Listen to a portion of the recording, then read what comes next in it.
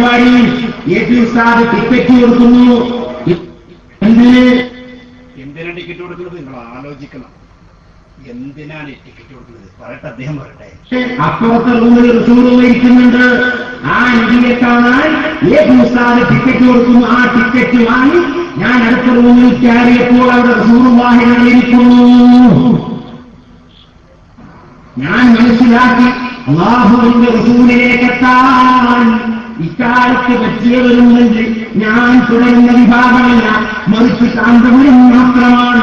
ഞാൻ അതോടുകൂടി എന്റെ ഗ്രൂപ്പ് വിട്ടു. സഹോദരന്മാരെ, ആരാണ് ഈ ഗ്രൂപ്പ് വിട്ട ആള് പറഞ്ഞൂടെ?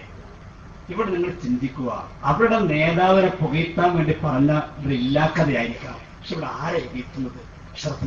മുഹമ്മദ് റസൂലുള്ളാഹി. ശരിയല്ല. എന്തൊക്കെ പ്രചാരങ്ങളായിരിക്കണം, എന്തൊക്കെ ഇപ്പൊ ഏറ്റവും കൂടുതൽ പുതിയൊരു സംഭവം എന്താ?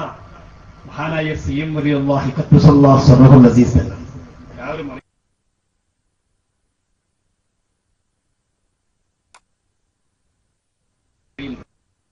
മഹാൻ ബന്ധപ്പെട്ട സ്ഥലത്ത് നിന്ന് ജനാസ സംസ്കാരമെല്ലാം കഴിഞ്ഞ് മടവൂരിലേക്ക് ജനാസ കൊണ്ടുപോവുകയാണ്. അപ്പൊ ജനാസ കൊണ്ടുപോകുമ്പോൾ മർക്കസിന് മുന്നിൽ കൂടെ എത്ര വണ്ടി പോണത്? അത് ഇയാളെന്നെ പറഞ്ഞോ. അങ്ങനെ ഈ ആംബുലൻസ് പോയി മർക്കസിന്റെ മുന്നിലെത്തിയ വണ്ടി തന്നെ നിന്നു. പിന്നെ വണ്ടി സ്റ്റാർട്ടാണില്ല. ഓപ്പറേഷൻ കേട്ടോ, വണ്ടി സ്റ്റാർട്ടാണില്ല. വണ്ടി അവിടെ നിൽക്കന്നെ. എന്താ സംഭവമല്ലേ ഞാൻ പറയാം. അദ്ദേഹം അധികം പറയട്ടെ. അപ്പോ മടവൂരിന്റെ ജനാസ കൊണ്ടുപോകുമ്പോൾ ആംബുലൻസ് ഇല്ല, കിട്ടാനില്ല. ഉസ്താദൊക്കെ ബന്ധപ്പെട്ട് മറ്റൊരു വണ്ടി തയ്യാറാക്കി വൃത്തിയാക്കി അതിന്റെ പിന്നിൽ വെച്ച് വണ്ടി കൊണ്ടുപോയി മർക്കസിന്റെ ആ കവാടത്തിന്റെ അടുത്തെത്തുമ്പോൾ തനിയെ വണ്ടി നിന്നുപോയി. മടവൂര് നിന്നു. കാരണം വണ്ടി നിന്നു, അഥവാ മടവൂര് നിന്നു. എന്നിട്ടോ 5 മിനിറ്റിന് ശേഷമേ വണ്ടി ചാട്ടായുള്ളൂ. അതുവരെ വണ്ടി ചാട്ടാകാതെ അവിടെ നിൽക്കുക. വണ്ടി 5 മിനിറ്റ് നേരം ഒരേ നിർത്തം. വണ്ടിയുമായി മടവൂരിലേക്ക്. ആ മടവൂരി ഇന്നും എപ്പോഴും ഉസ്താദിനെ നിയന്ത്രിച്ചുകൊണ്ടിരിക്കുന്നു. അപ്പോ പറയട്ടെ, എന്തേ പറഞ്ഞ സംഭവങ്ങൾ ആലോചിക്കണം. വടവൂർ ഷെയ്ഖിന്റെ ജനാസയുമായിട്ടുള്ള വണ്ടി മർക്കസിന്റെ മുന്നിൽ നിന്നു.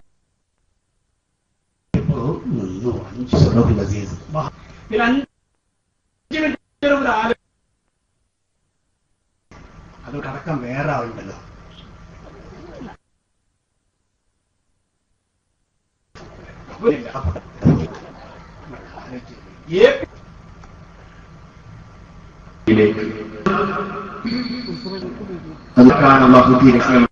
കണ്ടത് 5 മിനിറ്റ് അങ്ങോട്ട് പൊട്ടിക്കൽ. മറ്റുള്ളവർക്ക് കിട്ടാതെ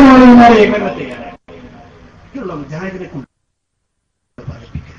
ഇവിടുത്തെ ജമാഅത്ത് ഇസ്ലാമിക്ക, ഇവിടുത്തെ മറ്റുള്ള ബിദ്അ സംഘടനകൾ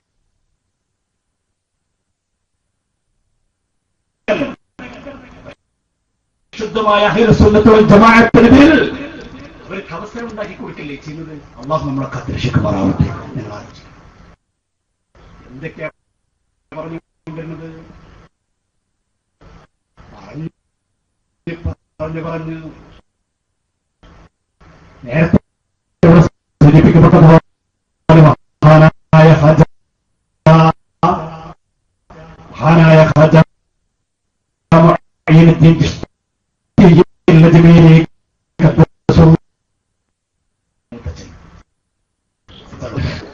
അപ്പോ നമ്മളങ്ങനെ ഉപയോഗിക്കാനേ പാടില്ല. സുൽത്താനുൽ ഹിന്ദ് ഖാജ മുഈനുദ്ദീൻ ചിശ്തിയിൽ അജ്മീരി അല്ല ഖാജ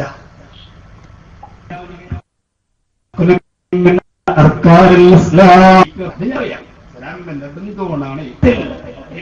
സ്ഥാനം എന്താണ്? ഇപ്പൊ ഖാജ പറയാണ്, ഖാജ പറയാണെന്ത്? ഔലിയാക്കൾക്ക് ഒരു ഷൂറയുണ്ട്. കേരളത്തിലെ പ്രധാന കണ്ണിയാണ് AP.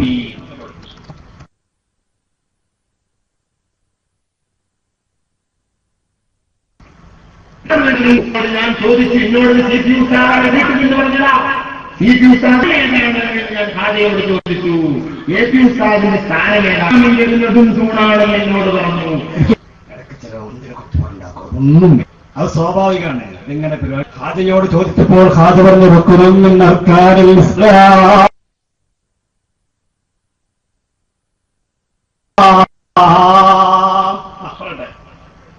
ോട് പറഞ്ഞു ഇസ്ലാമിന്റെ തൂണാണെന്നത് ഞങ്ങൾക്ക് തന്നെ അറിയാം. അതെങ്ങനെയാണ് ഉസ്താദിനുള്ള സ്ഥാനമെന്നും ഞങ്ങൾ ഔലിയാക്കൾക്ക് ഇന്ത്യ രാജ്യത്തിന് മാത്രമല്ല ഔലിയാക്കൾക്ക് ഒരു ശൂറയുണ്ട്, ഒരു മുശാവറയുണ്ട്. ആ മുശാവറയുടെ ഒരു പ്രധാന അംഗമാണ് ആ മുഷാവറയിലെ പ്രധാന അംഗമാണ് AP. നമുക്ക് സഹിക്കാൻ വരുന്ന അവിടേക്ക് നിർത്തണേ, അവിടെ നിന്നില്ല. പരിപാടികള് പടച്ച തമ്പുരാൻ എന്ത് ചെയ്യണമെങ്കിലും AP സ്ഥാനോട് ചോദിക്കാൻ ചെയ്യൂലാണ്. AP സ്ഥാനം അറിയാതെ ഒന്നും ചെയ്യൂല. ആലോചിക്കണം, അല്ലറിയാതെ AP സ്ഥാനം ചെയ്യൂല എന്നല്ല പറയുന്നത്. പിന്നെ AP സ്ഥാനം അറിയാതെ അല്ലൊന്നും ചെയ്യൂല. എന്തൊക്കെയാണ് പറഞ്ഞുകൊണ്ടിരിക്കുന്നത്? നിങ്ങളെന്താ ആലോചിച്ചോക്കുന്നത്? എന്താണ് ആ പറഞ്ഞ വാക്കിന്റെ ഗൗരവം? മാത്രമല്ല ഇവിടെ ഒരു സുന്നി എന്ത് അമൽ ചെയ്യുന്നുണ്ടോ അതിന്റെ ഒരു കൂലി ഏപ്പിസ്ഥാനിലേക്ക് കൊടുക്കുക. നമ്മളെ തലയിൽ കിട്ടിയ നേരെ ഏപ്പിസ്ഥാന്റെ അക്കൗണ്ടിലേക്ക് ഒരു കൂലി. എന്തൊക്കെ അസത്യങ്ങളാണ് സമൂഹത്തിന് അവർ പ്രചരിപ്പിച്ചുകൊണ്ടിരിക്കുന്നത്. കേൾക്കുന്നില്ല. ഏത് നന്മ ഇപ്പൊ നടക്കുന്നുണ്ടോ സുന്നത്തമാത്തിന്റെ പേരിൽ അതിൽ ഉണ്ടാവുന്നു. ആദ്യം തീർപ്പ് നൽകുമാറാകട്ടെ. എന്ത് നമ്മോട് ചെയ്താലും അതിന്റെ കൂടി ഏപ്പിസ്ഥാനേക്ക് കൊടുക്കാം. ഇനി കേട്ടോ, ഉസ്താദ് അറിയാതെ അള്ളാഹുത്താൻ എവിടെ ജീവിച്ചില്ല. ഉസ്താദ് അറിയാതെ അള്ളാഹുത്താൻ ഞാൻ എന്താണ് പറഞ്ഞത്? എത്ര ഗുരുതരമാണിത്. ഇത് നമ്മൾ ഗ്രൂപ്പിസം പറയുന്നുണ്ടോ? തെറ്റിരിക്കണ്ട. ഒരു AP വിഭാഗത്തിനോടുള്ള ഒരു വിദ്വേഷം പറയുകയില്ല, ഒരു വൈരാഗ്യം പറയും.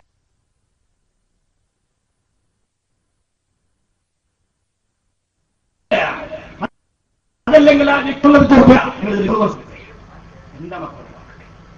എന്താണ് പറഞ്ഞ വാക്കിൽ? ഉസ്താദിനെ ബന്ധപ്പെടാതെ ഇവിടെ ഒരു കുഞ്ഞി ഒരു വിവാദത്തിൽ തീയറിയില്ല. കണ്ണൻ ചിമ്പി സ്വീകരിക്കണോ? നിങ്ങളോട് ഈ രീതിയിലുള്ള സത്യം പറഞ്ഞു. ഇത് നമ്മുടെ വിഷയം. ഒരു പരിശുദ്ധനായ അങ്ങനെയൊക്കെയാണ് ആലോചിക്കുകയും ചെയ്യാറുണ്ട്. ഈ രീതിയിൽ അസത്യം പറഞ്ഞ് നടക്കുന്ന ആളുകൾ ഒരു സുപ്രഭാതത്തിൽ റസൂലുള്ളാഹിന്റെ മുടിയാണെന്ന് പറഞ്ഞ് വന്നാൽ അത് സ്വീകരിക്കണ്ടേ? ബോധ്യപ്പെടണ്ടേ? ഇതെല്ലാവരും ഉപയോഗിക്കണല്ലേ? സാക്ഷാൽ ഇദ്ദേഹത്തിന്റെ നേരത്തെ ഇവിടെ സൂചിപ്പിച്ചതുപോലെ ഇദ്ദേഹത്തിന് വേണ്ടി പ്രസംഗിച്ച് നടക്കുന്ന കുറ്റ്യാടിക്കാരൻ അദ്ദേഹം വടകരച്ചുകൊണ്ട് ഈ വിവാദം തുടങ്ങുന്ന ആദ്യഘട്ടങ്ങളിലാണ് വടകരച്ചുകൊണ്ട് പ്രസംഗിച്ചൊരു പ്രസംഗമുണ്ട്. ആ പ്രസംഗത്തിൽ അദ്ദേഹം എന്താ പറയുന്നത്? ചോദിക്കണം തന്നെ, സനത് ചോദിക്കണം. തുറന്നു പറഞ്ഞ് കേട്ടോളൂ. പേരോട് ദുർഹമ സഖാഫി ഇപ്പൊ പറയുന്ന സ്ഥലത്ത് ചോദിക്കാൻ പാടില്ല എന്നൊക്കെ പറയുന്നവർ ആദ്യം ഇദ്ദേഹത്തിനോട് ഇപ്പൊ പറയണം. കേട്ടോളൂ നിങ്ങൾ. അതേ ഈജിപ്തിലെ ഗ്രന്ഥമുക്തിയടക്കം സമീപത്ത് നിന്നു അകപ്രവത്തിനിടയിൽ പ്രഖ്യാപിക്കുകയാണ്. കാര്യം പറയുമ്പോൾ ഞാൻ സമീപത്തുണ്ടായിരുന്നു. സെനത് തരുമ്പോൾ നിങ്ങൾ ഒപ്പിട്ട് തരണമെന്നാണ് അദ്ദേഹം ഒരു കാര്യം പറഞ്ഞത്. മറ്റൊരു കാര്യം അദ്ദേഹം പറഞ്ഞു, മുഹമ്മദ് നബി സല്ലല്ലാഹു അലൈഹി വസല്ലം തങ്ങളെ ഞാൻ സ്വപ്നത്തിൽ കണ്ടു. ഈ മുടി വരുന്ന സ്വപ്നത്തിലൂടെ ഞാൻ ഈ സ്വപ്നക്കഥകളാണ്. റസൂലുള്ളാഹിന്റെ സ്വപ്നത്തിൽ കണ്ടു. അപ്പൊ റസൂലുള്ളാഹി പറഞ്ഞു, ഈ മുടി കൊണ്ടിട്ട് കാന്തപുരത്തിന് കണ്ടോ കണ്ടു. ആ കണ്ടതനുസരിച്ച് അവിടുത്തേക്ക് ഇത് കൈമാറാൻ പറഞ്ഞിട്ടുണ്ട്. അതുകൊണ്ടാണ് ഇതുവരെ തരാതിരുന്നത്. ഇപ്പോൾ ഞാൻ കൈമാറാൻ പോകുന്നു. അത് പ്രസംഗം വിവർത്തനം ചെയ്യാൻ എന്നോട് ആവശ്യപ്പെട്ട് വിവർത്തനം ചെയ്തു. എല്ലാവരും കഴിഞ്ഞു. മാനദേഹം ഉള്ള സദസ്സാണ് കേട്ടോ. അദ്ദേഹം ഉണ്ടായിക്കൊണ്ടിരിക്കുന്ന പറയാം. സനത് വായിച്ചോടെ കൊടുത്തു. എന്നിട്ടോ അദ്ദേഹം പറയാണ് സനത് വായിക്കുന്ന കാരണം പറയാ. പണ്ട് ചേകനൂര് കേരളത്തിൽ ഇസ്ലാം 5 വഖ്തില്ലെന്ന് പറഞ്ഞു വന്നപ്പോ നമ്മൾ 5 വഖ്തുണ്ടെന്ന് തെളിവ് കൊടുത്ത ബുഖാരിയിലെ സനതുള്ള ഹദീസ. സനത് കൊണ്ടേ സ്ഥിരപ്പെടുകയുള്ളൂ എന്ന് പേരോട് തുറന്നു പറഞ്ഞു. സനദ് വ്യക്തമായി ലക്ഷങ്ങളെ മുന്നിൽ വെച്ച് അതാ കൈമാറി ഒപ്പിട്ട് കൊടുത്തു. എന്നിട്ട് നബി സല്ലല്ലാഹു അലൈഹി വസല്ലമ തങ്ങളുടെ പുണ്യകേശം കൈമാറിയപ്പോൾ ഈമാനുള്ള ഒരൊറ്റ മനുഷ്യരും പിന്നെ അതാ സംശയമില്ല. കാരണം അല്ലാഹുവിന്റെ റസൂല് സല്ലല്ലാഹു അലൈഹി വസല്ലം 5 നേരം നിസ്കരിച്ചു എന്നതിന് തെളിവില്ലെന്ന് ചേകനൂര് പറഞ്ഞപ്പോ നമ്മൾ തെളിവ് പറഞ്ഞത് ബുഖാരിയിലെ സനദുള്ള ഹദീസാണ്. സനദ് കൊണ്ടല്ലേ കാര്യം സ്ഥിരപ്പെടുത്താറുള്ളത്. അപ്പോഴേക്ക് അന്തം മുറിഞ്ഞ പടച്ചോനെ എന്താ പറയുന്നത്? സനദോണ്ടല്ലേ കാര്യം സ്ഥിരപ്പെടുള്ളൂ. ബഹുമാനായ അദ്ദേഹം അന്തം വിട്ട് മേപ്പിട്ട് നോട്ട സെക്കൻഡ് ഇരുത്തി ഇമ്മാരി പൊട്ടിക്കുന്നതായിരിക്കും. സനദ് കൊണ്ടല്ലേ കാര്യം സ്ഥിരപ്പെടുന്നു. ആരായി ആരായി പറയുന്നത്? ബഹുമാനായ വ്യക്തിയുടെ എല്ലാ അർത്ഥത്തിലുമുള്ള പിന്മുതലക്കാരൻ എന്ന അവകാശവാദം ഉന്നയിക്കുന്ന കുറ്റടിക്കാരൻ പറയുന്നു. നമ്മളെല്ലാ പ്രതിപക്ഷ ബഹുമാനത്തോടെ സംസാരിക്കണം. കാരണം നമ്മുടെ ലക്ഷ്യങ്ങൾ വിവാദം ഉണ്ടാക്കിയാൽ ഇതൊന്നും തീരണം. നമ്മൾ ആലോചിക്കുന്നത് അദ്ദേഹം പറഞ്ഞ സനദ് കൊണ്ടുള്ള സ്ഥിരപ്പെടുന്നു. അപ്പോഴാ മൂപ്പര അന്തം വിടുന്നത് കേട്ടോ. സനദോടുകൂടി പരസ്യമായി ലോക പ്രശസ്ത പണ്ഡിതന്മാരെ മുന്നിൽ ഇത് രഹസ്യമായി കൈമാറിയപ്പോ മുസ്ലിങ്ങൾ സന്തോഷിച്ചു. സനദോടുകൂടെ കൈമാറിയതാണ്. സനദ് കൊണ്ടേ സ്ഥിരപ്പെടൂ. സാക്ഷാൽ പേരോടത്ത് നമ്മ സനദ്. ഇതല്ലേ നമ്മൾ പറഞ്ഞിട്ടുള്ളൂ. ഇതിന്റെ അപ്പുറം നമ്മളൊന്നും പറഞ്ഞിട്ടില്ലല്ലോ. ഇതല്ലേ നമ്മൾ ഇപ്പോഴും പറയുന്നല്ലോ. നിങ്ങൾ ആ സനദ് പറയും. അതിന് നേരത്തെ സാർ സൂചിപ്പിച്ചതിന്റെ കപ്പലിന്റെ ആവശ്യമില്ല. എന്തിനകത്തിന്റെ ആവശ്യം ഒന്നുമില്ലല്ലോ. ഇങ്ങനെ നമ്മൾ പറഞ്ഞപ്പോൾ ആദ്യത്തെ മുടി ബോംബെ മുടി, ആ ബോംബെ മുടിയെ കുറിച്ച് പറഞ്ഞു ജാലിവാല തന്നതാണ്. അത് സാക്ഷാൽ കാന്തപുരം തന്നെ ഡോക്യുമെന്ററി ഇറക്കിയിട്ടുണ്ട്. അതിലൂടെ അദ്ദേഹം പറയുന്നുണ്ട്, എനിക്ക് ലഭിച്ചത് ബോംബെയിലെ മുഹമ്മദ് ഇക്ബാൽ അല്ലെ ജാലിവാല ദോറാജി അദ്ദേഹത്തിന് കിട്ടിയതാണ്. അദ്ദേഹം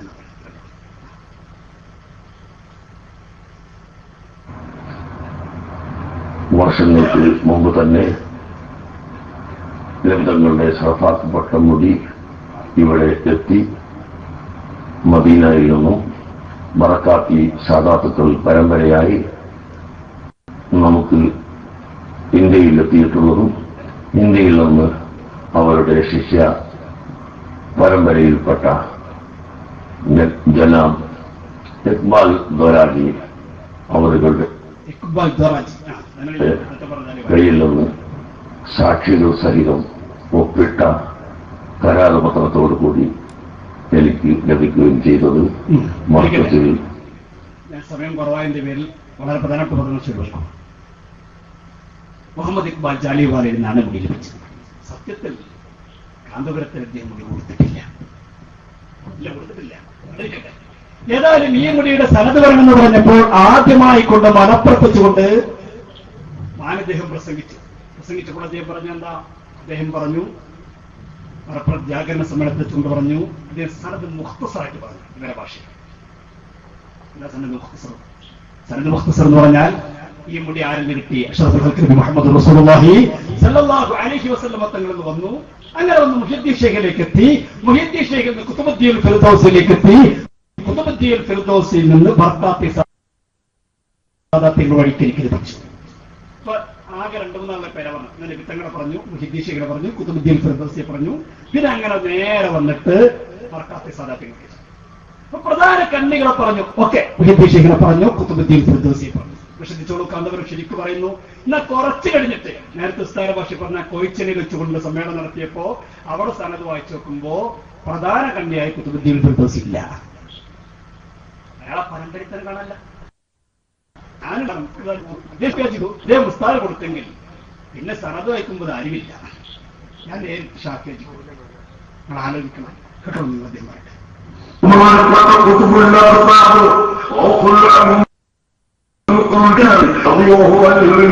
അടുക്കൽ വരെ അവിടുന്ന് സൂക്ഷിച്ച മുടികളിൽ ഒരു കഷ്ണം ബഹുമാനപ്പെട്ട കുത്തുബ്, ഒരു കഷ്ണം അതൊക്കെ പോയിക്കണം. ആയിക്കട്ടെ.